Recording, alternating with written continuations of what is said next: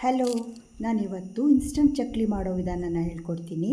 15 ದಿನ ಇಟ್ಟರು ಈ ಚಕ್ಲಿ ಕೆಡಲ್ಲ. ಬನ್ನಿ ಹಾಗಾದರೆ ನೋಡೋಣ. ನೀರು ಕುಡಿಯೋ ಲೋಟದಲ್ಲಿ ಅರ್ಧ ಲೋಟದಷ್ಟು ಹೊರಗಡೆ ತಗೊಂಡು ಅದಕ್ಕೆ 2 ಸ್ಪೂನ್ ಎಳ್ಳು, ಒಂಚೂರು ಇಂಗು, ಆಮೇಲೆ 2 ಸ್ಪೂನ್ ಸೂಜಿ ಮೆಣಸು ಇವಿಷ್ಟನ್ನು ಹಾಕಿ ನುಣ್ಣಗೆ ಪೌಡ್ರ್ ಮಾಡ್ಕೊಳ್ಳಿ.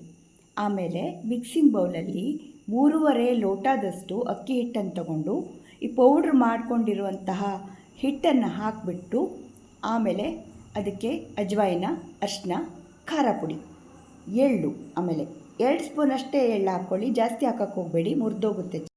2 ಸ್ಪೂನಷ್ಟು ಉಪ್ಪು ಹಾಕಿಬಿಟ್ಟು 2.5 ಸ್ಪೂನಷ್ಟು ತುಪ್ಪನ ಹಾಕಿದ್ದೀನಿ. ನೀವು ಬೇಕಾದರೆ ಬೆಣ್ಣೆನೂ ಯೂಸ್ ಮಾಡ್ಬೋದು, ಇಲ್ಲಾಂದರೆ ಎಣ್ಣೆ ಕೂಡ ಬಿಸಿ ಮಾಡಿ ಹಾಕ್ಕೋಬೋದು.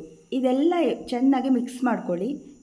ಆಮೇಲೆ 1 ಲೋಟದಷ್ಟು ಬಿಸಿ ನೀರನ್ನು ತಗೊಂಡು ಅದಕ್ಕೆ 2 ಸ್ಪೂನಷ್ಟು ಎಣ್ಣೆಯನ್ನು ಹಾಕಿಬಿಟ್ಟು ಈ ಹಿಟ್ಟಿಗೆ ಹಾಕಬೇಕು.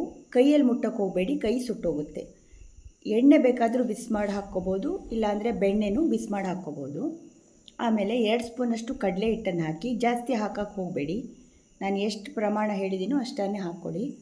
ನೀವು ಪ್ರಮಾಣ ಒಂದು ವೇಳೆ ಕಡಿಮೆ ಮಾಡೋದಿದ್ದರೆ ಎಲ್ಲವನ್ನೂ ಸಹ ಕಡಿಮೆ ಹಾಕ್ಕೋಬೇಕಾಗತ್ತೆ. ಚೆನ್ನಾಗಿ ಮಿಕ್ಸ್ ಮಾಡಿ 5 ನಿಮಿಷ ಮುಚ್ಚಿಟ್ಬಿಡಿ. ಆಮೇಲೆ ಮತ್ತೆ ಅದನ್ನು ಓಪನ್ ಮಾಡಿಬಿಟ್ಟು ಎಷ್ಟು ಬೇಕೋ ಅಷ್ಟು ನೀರನ್ನು ಹಾಕಿಬಿಟ್ಟು ಚಪಾತಿ ಹಿಟ್ಟಿಗಿಂತ ಒಂಚೂರು ಗಟ್ಟಿ ಕಲಿಸ್ಕೊಳ್ಳಿ. ತುಂಬಾ ಗಟ್ಟಿ ಬೇಡ, ಯಾಕೆಂದರೆ ಒರಳಿಂದ ಚಕ್ಲಿ ಇಳಿಯಲ್ಲ. ಆಮೇಲೆ ಈ ಚಕ್ಲಿ ಒರಳಿಗೆ ಎಣ್ಣೆ ಸವರ್ಬಿಟ್ಟು ಒಂದು ಮುದ್ದೆಯಷ್ಟು ಈ ಹಿಟ್ಟನ್ನು ತಗೊಂಡು ನೀಟಾಗಿ ನಾದ್ಬಿಟ್ಟು ಒಳಗಡೆ ಹಾಕಿಬಿಟ್ಟು ಚಕ್ಲಿಯನ್ನು ಸುತ್ಕೊಳ್ಳಿ. 5-6 ಆಗುವಷ್ಟು ಈ ರೊಟ್ಟಿ ಶೀಟ್ನ ಮೇಲೆ ನಾನು ಈ ರೀತಿಯಾಗಿ ಸುತ್ತಿಟ್ಕೊಂಡಿದ್ದೀನಿ. ಆಮೇಲೆ ಎಣ್ಣೆ ಕಾಯಕ್ಕೆ ಇಟ್ಕೊಬಿಡಿ. ಅಲ್ಲಿ ತನಕ ಎಣ್ಣೆ ಕಾಯುತ್ತೆ. ಎಣ್ಣೆ ಕಾದ ನಂತರ ಅದನ್ನು ಸೈಡಿಂದ ನಿಧಾನಕ್ಕೆ ಬಿಡಬೇಕು ಚಕ್ಲಿಯನ್ನು. ಈ ರೀತಿಯಾಗಿ ಮಧ್ಯ ಹಾಕಕ್ಕೆ ಹೋದರೆ ಮುಖ ಸುಟ್ಟು ಹೋಗುತ್ತೆ. ಅಡುಗೆಗೆ ಯಾರು ಹೊಸಬ್ರು ಇದ್ದರೆ ಅಂತ ಹೇಳ್ತಾ ಇದ್ದೀನಿ ಇವೆಲ್ಲ.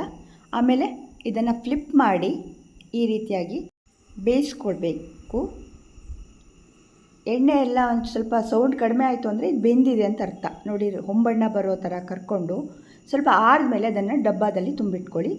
ನನ್ನ ಚಾನಲನ್ನು ಇನ್ನು ಸಬ್ಸ್ಕ್ರೈಬ್ ಮಾಡ್ಕೊಂಡಿಲ್ಲ ಅಂದರೆ ಸಬ್ಸ್ಕ್ರೈಬ್ ಮಾಡ್ಕೊಂಡು